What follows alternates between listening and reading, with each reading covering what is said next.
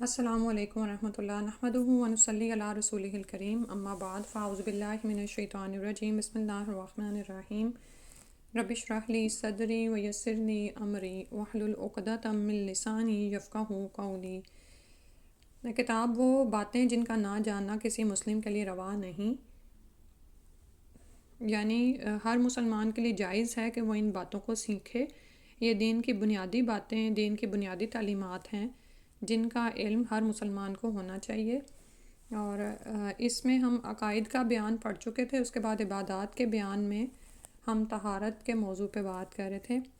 اسی میں نمبر 3 ہے، یعنی صفحہ نمبر 25 کا، اور یہ آخری لائن یہاں پر ہے، وہ اعمال جو محدث یعنی حدث والے پر حرام ہیں، اور حد سے اصغر ہوں یا حد سے اکبر والے پر حرام کردہ چیزیں مندرجہ ذیل ہیں۔ یعنی اگر وہ حدث میں ہے، گندگی کی حالت میں ہے، جو ہم پیچھے پڑھ آئے کہ یا تو جسمانی ہے یا اس کی معنوی جو بھی ہے، تو اس میں یہ والی چیزیں اس پر حرام ہو جائیں گی۔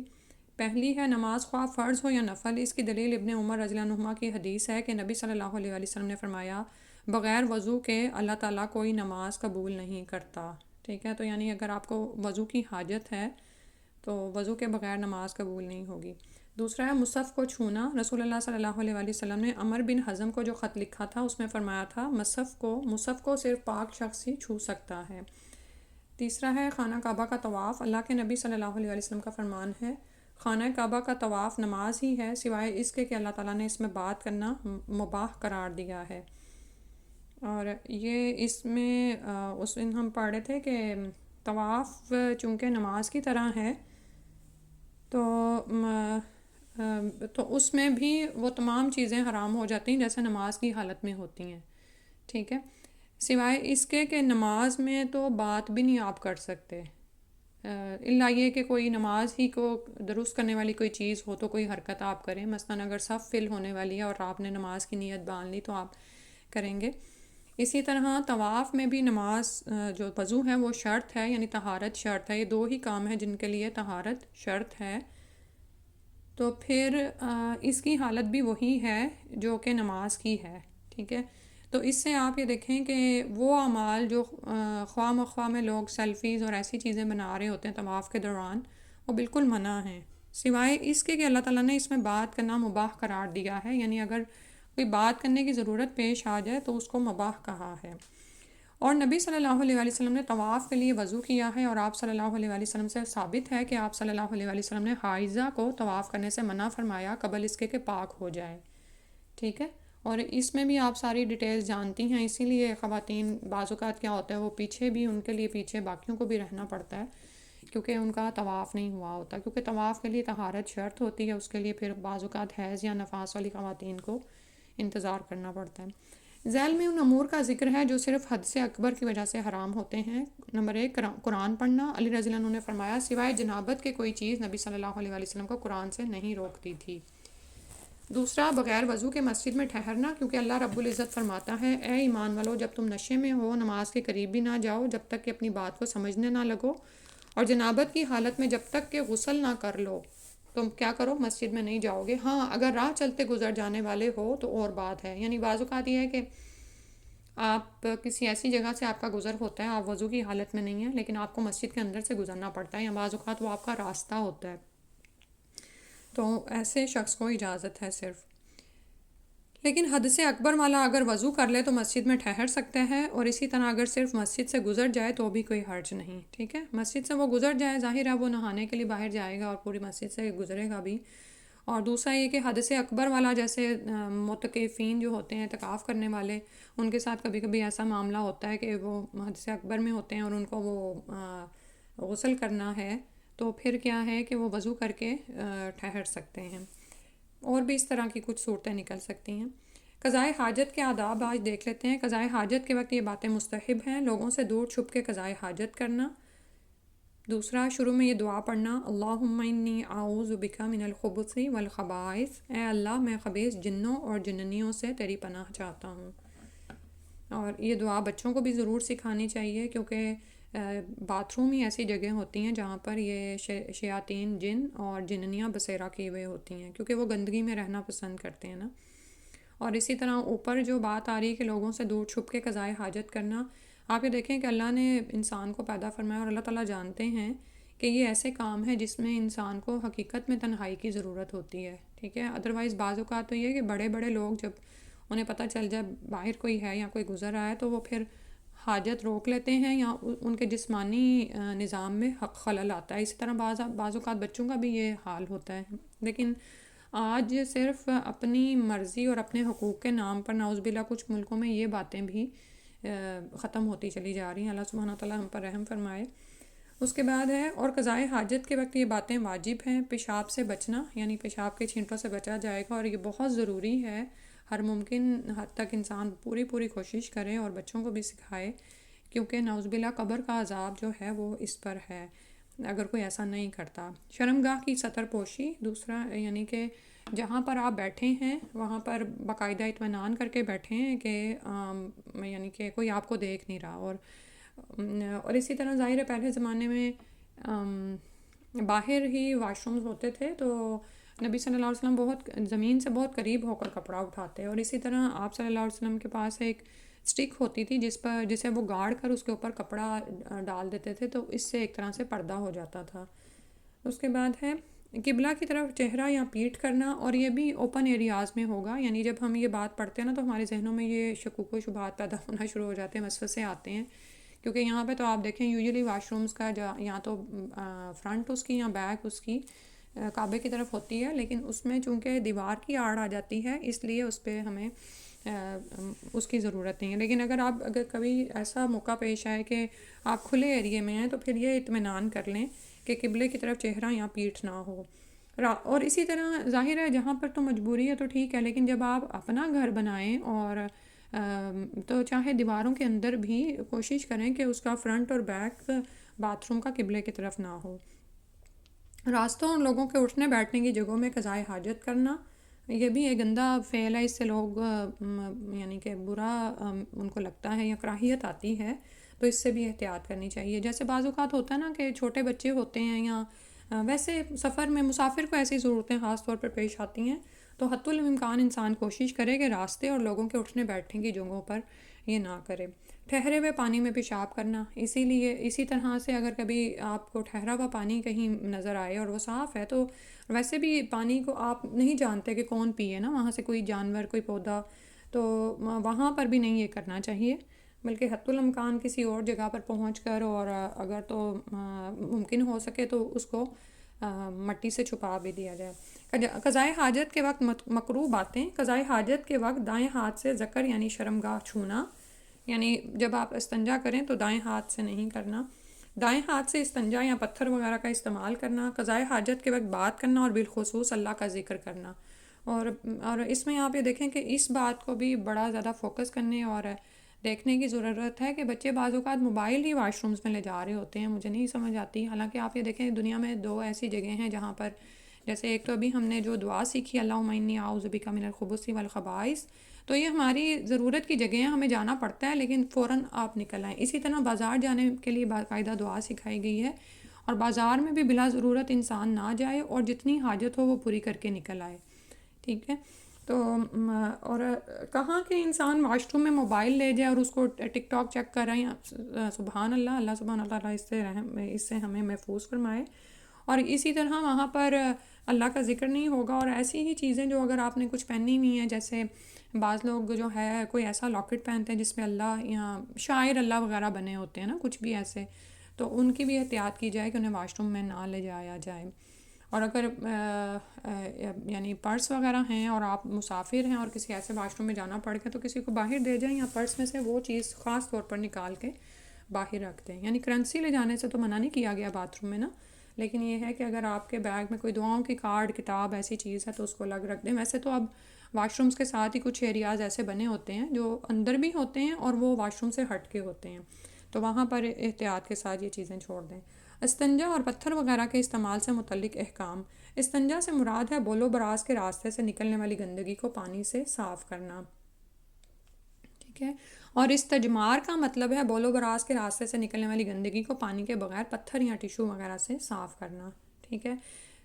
جس چیز سے استجمار کرنا ہو اس سے متعلق چند شرائط یہ ہیں. یعنی اب میں بھی ذہن میں خیال آ رہا ہو کہ پانی ہے.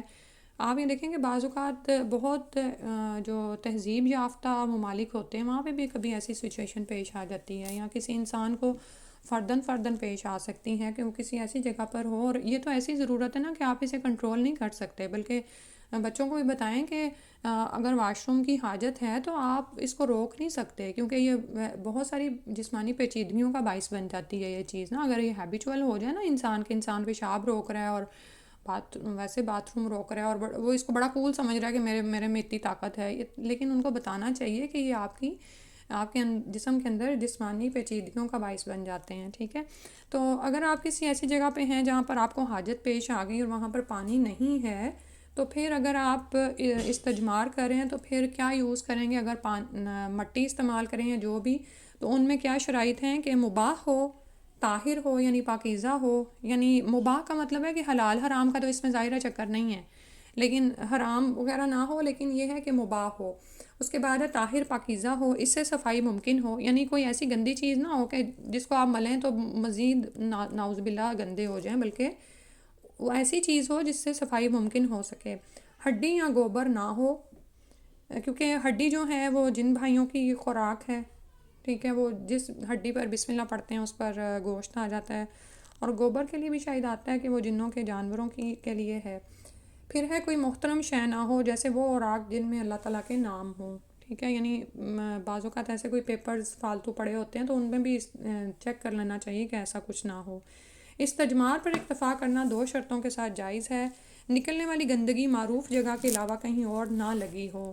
ٹھیک ہے، صفائی کی صلاحیت رکھنے والے 3 یا 3 سے زائد پتھروں سے استجمار کیا جائے. ٹھیک ہے، اور اسی طرح اب چونکہ ہمارے باتھ رومز میں یہ تو نہیں ہوتی ہیں مٹی وغیرہ، اور ٹیشوز ہی ہوتے ہیں، تو ان کو بھی جب آپ استعمال کریں تو یہ ساری چیزیں اس میں بھی دیکھ لیں کہ وہ پاک صاف ہوں گے ٹیشوز، اور ان سے صفائی ممکن ہو. یعنی یہ نہ ہو کہ چھوٹے چھوٹے ٹیشوز ہوں اور آپ اپنے ہاتھ کو ہی غلاظت سے بھر لیں. اور اسی طرح وہ 3 یا 3 سے زائد والا جو سنت ہے وہ کیسے پوری ہوگی کہ آپ 3 دفعہ کر لیں استنجا. ٹھیک ہے، ٹیشوز کے ساتھ، اور اس کے بعد پانی سے دھو دیں. اس کے بعد ہے وضو کے احکام. 3 عبادتوں کے لیے وضو واجب ہے. ہر طرح کی نماز کے لیے فرض ہو کے نفل. مصحف یعنی قرآن کو چھونے کے لیے. مصحف خاص طور پر اس مصحف کے لیے آتا ہے جس میں جو ترجمے کے بغیر عربک ٹیکسٹ ہوتا ہے سارا. ٹھیک ہے، اور اس کے بعد ہے طواف کے لیے. وضو کے شروط کیا ہیں؟ اسلام، عقل، تمییز. یعنی اسلام آپ سر تسلیم خم کر چکے ہوں، عقل ہو انسان کے اندر، اور تمییز یعنی وہ تمیز کر سکتا ہو چیزوں کے درمیان. چوتھا ہے نیت، جس کی جگہ دل ہے. اس لیے لفظی نیت بدعت ہے. یعنی یہ جو خاص طور پہ زبان سے الفاظ دہرائے جاتے ہیں، اس کی کوئی سند ہمیں سنت سے نہیں ملتی. اور جس نے وضو کا ارادہ کیا اس نے نیت کر لی. یعنی جب آپ وضو ہی کرنے گئے ہیں تو اس کا مطلب ہے کہ آپ نماز کے لیے تیار ہیں. اور نیت دراصل اس کی جگہ دل ہے. مطلب یہ کہ نیت دل کے ارادے کا نام ہے. ٹھیک ہے، آپ دل میں ارادہ باندھ لیتے ہیں کہ اب میں نماز پڑھنے جا رہی ہوں. اور اسی طرح جب آپ کھڑے ہوتے ہیں، نیت کی تھوڑی سی بات کر لیتے ہیں کہ آپ اس نیت کا مطلب یہ ہوتا ہے کہ آپ اس عمل میں داخل ہو رہے ہیں. ٹھیک ہے، تو ذہن سے ہر طرح کے خیالات کو جھٹک دیں اور تھوڑی دیر کے لیے پاس دیں کہ ہاں میں نماز کے لیے کھڑی ہو رہی ہوں. یعنی یہ لفظی نہیں دہرانے کہ وہ جو کہتے ہیں نا کہ 4 رکعت نماز یہ اور وہ والی نماز فلان، یہ سب کچھ نہیں ہے، بلکہ یہ کہ آپ کے دل کو حاضر کر لیں. ٹھیک ہے، میرا خیال ہے سمجھ آ رہی ہوگی بات کی نا. تو بلکہ جب آپ اپنے کاموں سے جیسے کچن سے نکلے ہیں اور وضو کے لیے جا رہے ہیں تو اس وقت ہی آپ کا دل جو ہے اس کے لیے تیار ہو جائے. اور پھر جب آپ وضو کر رہے ہوتے ہیں تو آپ یہ دیکھیں نا کہ آپ کے سارے گناہ دھلتے چلے جاتے ہیں. تو اب آپ بالکل اللہ کے سامنے جانے کی کیفیت میں ہیں.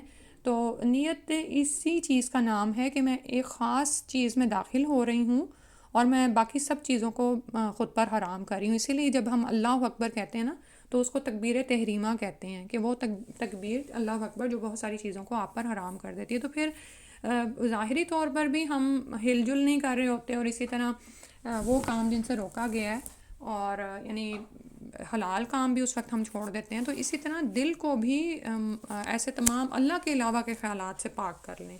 ٹھیک ہے, یہی نیت ہے. اگر صفائی یا ٹھنڈ حاصل کرنے کی نیت سے کوئی اعضائے وضو کو دھوئے تو یہ وضو نہیں شمار ہوگا. یہاں پر بھی نیت ہی ہے. ٹھیک ہے, کہ جس نے وضو کا ارادہ کر لیا اس نے نیت کر لی. لیکن اگر کوئی صرف صفائی کے لیے یا ٹھنڈ حاصل کرنے کے لیے کوئی اعضائے وضو کو دھوئے اور وہ باہر نکلے اور اسے یاد آئے کہ اب تو نماز ہو رہی ہے, تو وہ کہے اچھا میں ابھی تو واش کر کے آیا ہوں, نہیں. کیوں نہیں ہوگا؟ کیونکہ اس نے نیت نہیں کی وضو کی نا, اور نہ ہی اس نے بسم اللہ کہی. اچھا, یہ بھی یاد رکھیں کہ اگر کسی وقت ہم وضو کرنے لگے اور بسم اللہ کہنا بھول جائیں لیکن نیت ہماری وضو ہی کی تھی تو وضو ہو جائے گا. ٹھیک ہے, یہ بھی دو مختلف چیزیں ہیں. ٹھیک. اس کے بعد ہے حکم نیت کا استمرار, کہ جب تک وضو مکمل نہیں ہو جاتا یہ نیت ترک نہ کرے, کہ یعنی وہ اسی حال میں ہے کہ میں وضو ہی کر رہا ہوں. موجب وضو کا انقطاع, اور اس شرط سے سلسبول کا مریض اور مستحاضہ مستثنیٰ ہیں. اچھا, اس کا یہ مطلب ہے کہ وضو کے واجب ہونے کا انقطاع, یعنی کہ وہ کب تک وہ چلتا رہتا ہے. تو آپ یہ دیکھیں کہ ویسے تو ہم جانتے ہیں نا کہ بول و براز ہو جائے یا جو بھی ہو جائے تو پھر وضو کیا ہوتا ہے, وہ ٹوٹ جاتا ہے. لیکن جو سلسبول ہوتا ہے, جو مسلسل جن کو پیشاب قطروں کی صورت میں آتا ہے, یا جیسے استحاضہ ہے, یہ بھی ایک رگ سے نکلنے والا خون ہے جو عورت کی شرمگاہ سے ہی آتا ہے, لیکن یہ حیض سے مختلف ہوتا ہے اور اس کے احکامات بھی حیض سے مختلف ہیں. اس حالت میں عورت پر نماز فرض ہوتی ہے. ٹھیک ہے, تو اور اسی طرح باقی جو میاں بیوی کا تعلق ہے وہ بھی قائم رہتا ہے.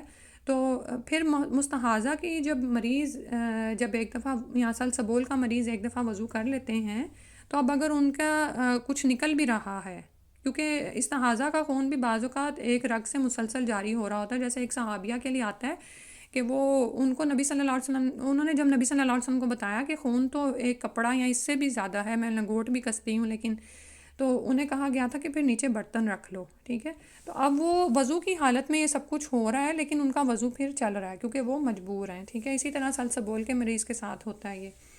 اور سلسبول کا مریض اس کو بھی آپ یہ تسلی کرا دیں کہ وہ بھی کوئی پیڈ وغیرہ رکھ لے. جیسے بعض اوقات کچھ لوگ پیمپرز یوز کرتے ہیں بڑی ایج میں, تو انہیں کہیں کہ بغیر کسی دل کے وسوسے کے نا, جو نیا وضو کر لیا نا تو اس کے ساتھ نماز پڑھ لیا کریں. اور استحاضہ کی مریض کو بھی یہ بتایا کریں, کیونکہ کیا ہوتا ہے کہ استحاضہ ایک اور روایت میں یہ بھی آتا ہے کہ یہ شیطان کی ٹھوکر میں سے ہے. تو پھر کیا ہوتا ہے, عورتیں ایک تو اس حال میں ہوتی ہیں, اوپر سے وہ نمازیں بھی ترک کر دیتی ہیں, حالانکہ استحاضہ کے احکامات حیض سے بالکل مختلف ہیں. ٹھیک ہے, اس کے بعد ہے بول یا براز کی صورت میں وضو سے پہلے استنجا یا استجمار کرنا.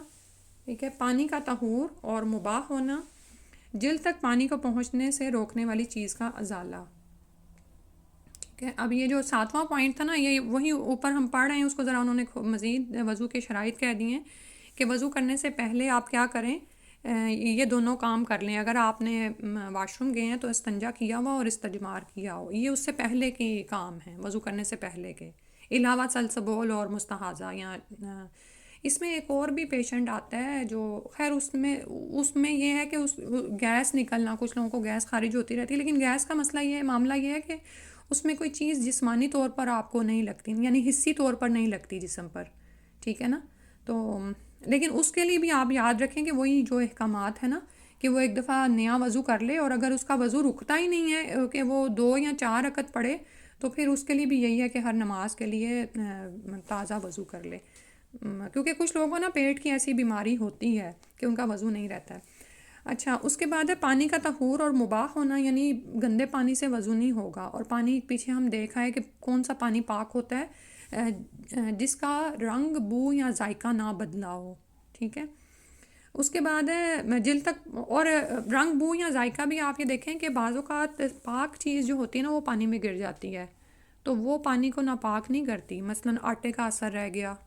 ٹھیک ہے, اور اس کے بعد ہے جلد تک پانی کو پہنچنے والی روکنے والی چیز کا ازالہ. اس کا مطلب یہ ہے کہ, اور جلد کے علاوہ ناخن بھی اس میں شامل ہیں. یعنی یہ نہیں ہے کہ ناخن لکھا نہیں ہوا تو, یا بال نہیں لکھا ہوا تو اگر آپ نے پینٹ کیا ہوا ہے, یعنی جیسے نیل پالش یا کیوٹکس لگی رہ گئی, ایون یہ کہ آٹا گوندتے ہوئے آٹا لگا رہ گیا اور پانی نے اس کو اتارا نہیں تو پھر وہ وضو نہیں ہوگا، اس سے پہلے یہ تمام چیزیں اتارنی ہوں گی آپ کو۔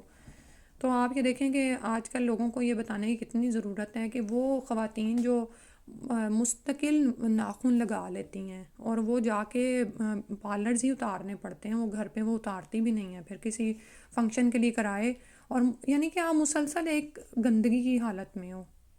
اللہ تعالیٰ رحم فرمائے، تو بہت زیادہ علم دینے کی ضرورت ہے۔ اور انہیں کہو کہ آپ نماز پڑھ لو تو وہ کہتی ہیں کہ نہیں، اب وضو نہیں ہو سکتا، ہم نے یہ لگایا ہوا ہے، یہ پارلر سے جا کے اترے گا۔ تو بھئی آپ نے لگایا ہے کیوں ہے؟ آپ کیسے اللہ سے دور ہو نا، کہ نہ آپ وضو کر سک رہے ہو، نہ آپ نماز کی طرف جا رہے ہو۔ دائم الحدث کے لیے مزید ایک شرط یہ ہے کہ نماز کا وقت داخل ہو جائے، یعنی ہمیشہ جس کو یعنی حدث رہتا ہے اس کے لیے ایک یہ شرط ہے کہ جب نماز کا وقت داخل ہو جائے تو پھر وہ اس وقت وضو کرے۔ وضو کے فرائض: چہرے کا دھونا کلی اور ناک میں پانی ڈالنا بھی اسی میں شامل ہے۔ اب یہ فرائض یہاں پر بتائے جا رہے ہیں۔ دونوں ہاتھیوں کو کوہنیوں سمیت دھونا، پورے سر کا مسح کرنا، دونوں کانوں کا مسح بھی اسی میں شامل ہے، ٹھیک ہے۔ دونوں پاؤں کو ٹخنوں کے ساتھ دھونا، یعنی اینکلز تک دھلیں گے، اوپر ہاتھوں کو دیکھیں کوہنیوں تک دھلیں گے، اور خاص طور پر سردیوں میں پوری احتیاط کی جائے، کیونکہ بعض اوقات سردیوں میں کوہنیاں اور ٹخنے جو ان سے نا اتنے ڈرائی ہوتے ہیں کہ جب تک کہ مل کے اچھی طرح نہ دھوئے جائیں پانی ان کو پہنچتا نہیں ہے۔ اعضائے وضو کے درمیان ترتیب کا خیال رکھنا، یعنی جیسے ہمیں سنت سے پتہ چلتا ہے ویسے ہی پڑھنا کرنا۔ تسلسل: اعضاء کو دھوتے وقت درمیان میں طویل فاصلہ نہ ہو، یعنی وضو ایک ہی بار میں یکبارگی یا ایک سٹریچ میں کیا جائے گا، یہ نہیں کہ آپ نے ایک بازو دھویا ہے اور اس کے بعد کوئی فون کال آ گئی آپ اس میں لگ گئے، اتنے میں وضو کا پارٹ وہ ڈرائی ہو گیا تو آپ نے اسی حالت میں دوسرے کو بھی دھو دیا۔ نہیں، اس طرح نہیں ہوگا، پورا سٹریچ میں دھوئیں گے کہ سارے ہی پارٹ گیلے ہی ہوں، یعنی یہ نہ ہو کہ ایک پارٹ دھویا ہے تو وہ سوکھ جائے تو اگلا آپ نے دھویا ہے، ٹھیک ہے۔ پھر ہے وضو کا طریقہ: بسم اللہ کہنا، ہتھیلیوں کو 3 مرتبہ دھونا، اور یہ اس کے ہاتھوں کے پونچھوں تک دھلیں گے ہاتھ، ٹھیک ہے۔ چہرے کو 3 بار دھونا، چہرہ دھونے میں کلی اور ناک میں پانی ڈالنا بھی شامل ہے، اور کلی ظاہر ہے دائیں ہاتھ سے، اور ناک میں جو یا ایک ہی ہاتھ سے بھی آپ دونوں میں یعنی ڈال سکتے ہیں، لیکن جو ناک ہے نا اس کو آپ بائیں ہاتھ سے ہی کریں گے۔ کوہنیوں کے ساتھ 3 مرتبہ دونوں ہاتھوں کو دھونا، اور پہلے دایاں ہاتھ دھونا پھر بایاں۔ کانوں کے ساتھ سر کا مسح کرنا، کان اس میں شامل ہے سر میں۔ ٹخنوں کے ساتھ 3 مرتبہ دونوں پیروں کو دھونا، اور پہلے دایاں پیر دھونا پھر بایاں۔ اچھا، بس ان وضو کے نواقص تک پڑھتے ہیں انشاءاللہ آج۔ وضو کے نواقص ہیں، مطلب یہ کہ جو اس کو توڑنے والی چیزیں ہیں۔ پہلی سبیلین کے سے نکلنے والی چیز، سبیلین ہوتے ہیں، سبیل راستے کو کہتے ہیں نا، تو سبیلین 2 راستے، یعنی آگے پیچھے دونوں راستوں سے اگر کوئی چیز نکلے، جیسے بول، براز اور ہوا، ٹھیک ہے، پیشاب، پاٹی، یا اسی طرح سے ہوا اگر خارج ہو جائے۔ جسم سے کثیر مقدار میں نکلنے والی کوئی نجس چیز، کچھ بھی ہو سکتی ہے، ٹھیک ہے۔ نیند یا کسی اور وجہ سے عقل کا زائل ہونا، جیسے ہم پیچھے پڑھ رہے ہیں نا کہ جب تک کہ عقل واپس نہ آ جائے پھر تب تک نماز نہیں ہے۔ اور اسی طرح اگر آپ سو گئے یا عقل ان سین سے ہو گئے اور پتہ ہی نہیں کہ آپ کہاں پر ہیں تو پھر بھی وضو کیا ہے، ٹوٹ جائے گا۔ آگے یا پیچھے کی شرمگاہ کو ہاتھ سے بغیر حائل کے چھونا، یعنی بغیر حائل کے مطلب بغیر رکاوٹ یا آڑ روک کے چھونا۔ اونٹ کا گوشت کھانا، یہ بھی جو ہے، اور اس میں ذہن میں خیال آتا ہے کہ صرف کلی سے کیوں نہیں کام ہو سکتا، یہ سنت ہے کہ نبی صلی اللہ علیہ وسلم نے اونٹ کا گوشت کھا کے وضو کیا، اور اس میں یہ سمجھ آتی ہے کہ اونٹ ایک نا کینہ پرور جانور ہے، ٹھیک ہے، یعنی وہ بغض رکھتا ہے اپنے مالک کے سے بھی کچھ ایسا ہو جائے تو اس کے خلاف بھی رکھ سکتا ہے۔ تو جب آپ نماز کے لیے جا رہے ہیں نا تو ایسا کچھ اندر نہیں ہونا چاہیے آپ کے کہ یعنی اثرات بھی ہوتے ہیں نا، اور ویسے میں نے کبھی کھایا نہیں اونٹ کا گوشت، میں بھی اس میں کچھ ایسی چیزیں ہوں کہ وہ اوورآل آپ کو حکم دیا گیا ہے کہ آپ اس پہ وضو کریں، ٹھیک ہے۔ باقی تو کوئی آپ چیز کھاتے ہیں، جیسے دودھ کے لیے آتا ہے کہ دودھ کے بعد آپ کلی کر لیں، اچھا کلی کرنا مسنون بتایا جاتا ہے، فرائض میں شامل نہیں، کچھ کرتے ہیں تو پھر اس میں کیا ہے کہ دودھ پی کے کلی کا حکم ہے، کیونکہ اس میں چکنائی ہوتی ہے اور اسی طرح کچھ اور چیزیں ہیں، لیکن پانی وغیرہ اگر پیا ہے یا کوئی ایسی چیز ہے جس سے آپ کو لگ رہا ہے کہ اندر کچھ ایسا نہیں ہے کہ آپ کو خشوع میں فرق آئے تو پھر آپ کلی کے بغیر بھی نماز پڑھ سکتے ہیں، ٹھیک ہے. لیکن بہتر یہ ہے کہ کلی بھی کی جائے، کیونکہ آپ یہ دیکھیں کہ جب ہم کوئی چیز کھا لیتے ہیں نا تو وہ ایک پورے جسم میں سرایت کرتی ہے اور اس سے آپ کا خشوع ہی ایک طرح سے بدل جاتا ہے، ٹھیک ہے. تو وہ کلی تو کرنی ہے، تو اونٹ کا گوشت کھا کے وضو پورا ہی کرنا ہے. مرتد ہو جانا یعنی نعوذ باللہ دین اسلام سے پھر جانا، تو اللہ ہمیں اور تمام مسلمانوں کو اس سے محفوظ رکھے. تو یہ بھی ظاہر ہے جب اس حال میں آپ آگے تو پھر وضو کو توڑ دے گی، ٹھیک ہے. انشاءاللہ باقی نیکسٹ ٹائم آگے سے پڑھیں گے. سبحانک اللہم و بحمدک اشہد ان لا الہ الا انت استغفرک و اتوب الیک. السلام علیکم ورحمۃ اللہ.